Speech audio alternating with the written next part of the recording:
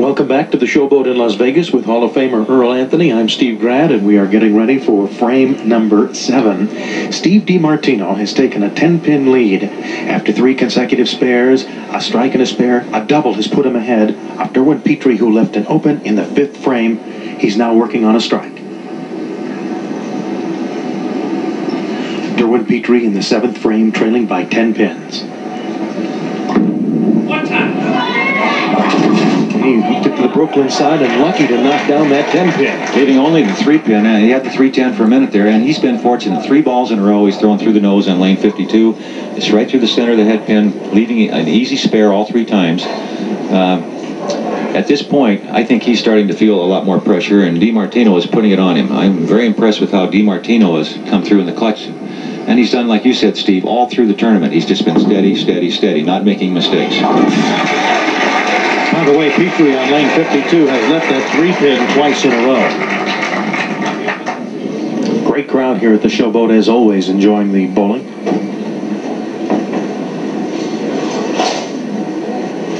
You know, we talked about his hook and his cranking, but Pitre used to ride the rim. He used to ride the gutter all the time and then come back. He said he's cut it down over the last 4 years. Can you imagine him going out any wider? Well, not on this lane surface. He wouldn't do that because it would never get back. There it is. There's the major mistake, and that's what really what DiMartino's been waiting for. He's been hoping that would happen. That would put him in the driver's seat, and he really is now. The big loss account. He gets a 5 count, and he leaves the 4, 6, 7, 9, 10. Here's another look at it. Watch the ball dead through the middle of the head pin. Nothing touches the whole back row. The only pin out of there is the 8. He's got to give it a shot. It's possible to make. Throw it hard right at the corner. Almost bounced it out. Well, he got the count anyway. You want to get the count. The most he can shoot now is 200, and DiMartino is going at a 207 pace. So this is the big opportunity in this opening match for DiMartino to really put him away. If he were to strike on this next ball, it would basically be over if he could stay clean. DiMartino up by 27 pins in the 8th frame and trying for a turkey. And you know who he has to thank for his success, he told me? Who's that? His grandma, Aurora Zito, who lives in Florida. Because every day of this tournament, she has lit a St. Teresa candle. And he said if he wins this tournament... I don't think that's fair, is it? Getting a little help from upstairs. She's going to be the patron saint of bowling if there you go.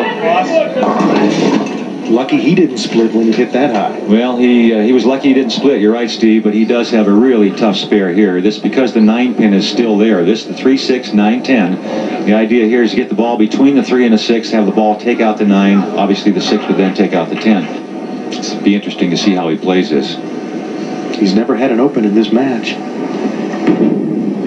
8th frame, nicely done. Perfect. Absolutely perfect. Now that's a great shot under the circumstances. It's a great shot anytime, but under this kind of pressure, that's fantastic. Boy, this guy's impressive. I tell you what, the winner of this match only needs to win 1 more game at $200,000. And here's a replay of that last shot. You see the ball get the 9. That's the essential part of making that spare. You want the ball to get back through the pins, not deflect, but bounce in there and get that 9 pin. DiMartino with a 23-point lead. 23 pins up going into the 9th frames. I mean, you talk about steady. And meanwhile, Pitre, who's also been steady. The 8th frame for him was disaster, but he's still in the match. Light pocket, he leaves the 7. He's carried 2 hits just like that, light on the head pin, and they rattle around for him. And you'll, with the balls they're using today, this type of bowling ball, the surface of the ball grips the lane so much, creates so much friction that it makes the pins really dance. Easy spare here. He's got to pay attention. He doesn't want to give anything back to Pitre, getting back any more in the match than he is. Right now, Pitre thinking he has to strike out to put any pressure. We're talking about a coat of paint right there. Oh, yes. That's why they paint him, I guess. That ball, if the lane had been 2 inches longer, he'd have missed it. That was close. There were some hearts beating very quickly right at that point. Derwin Pitre has no option other than an early foundation here in the 9th, down by 22 pins. He's thinking he needs a strike, 4 strikes here to have any chance to win this. That's got to be what's on his mind. He's the first one to finish. He needs all 4 of them. And for the 3rd straight time on lane 52, he's left a 3. Yeah, but he's hit the nose 4 consecutive times on this lane. He's not And he finally made the bad shot on 51 where he got the big split, but on this lane he could have had 4 splits. He's been fortunate that he stayed this close, really. And DiMartino just calmly looking ahead on his own. Well, you see him taking some deep breaths there, and there's a lot of moisture on that boy's forehead right now. He's a little nervous. It's never over till it's over. Who said that? Yogi? So the fat lady sings or something like that.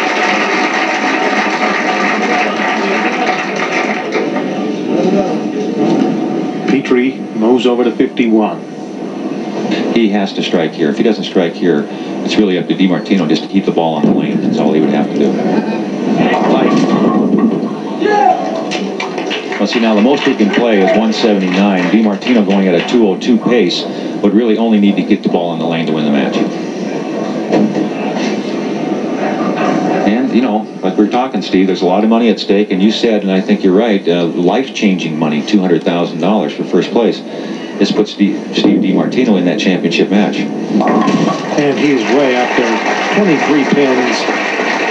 With Steve DiMartino sitting on the bench, up on his man, his opponent, DERWIN PITRE. And PITRE will pull again, an opportunity to win $50,000. Not bad wages, huh? He started with a double and another strike in the 4th, but 2 open frames did him in. I think the turning point in the match for him was when he missed the single pin spare, the 3-pin in the 5th frame, and that right there changed the way he was mentally prepared to bowl the rest of the game. DiMartino, very steady, just kept filling frames, never made a mistake, and he let PITRE actually beat himself, and that's exactly what happened. If he knocks down 4, it's all over. He's just going to try to hit that head pin, just keep it in play. He wins. Steve DiMartino advances to the final. Steve DiMartino defeats DERWIN PITRE in the semifinals of the 12th annual High Roller Tournament from the Showboat.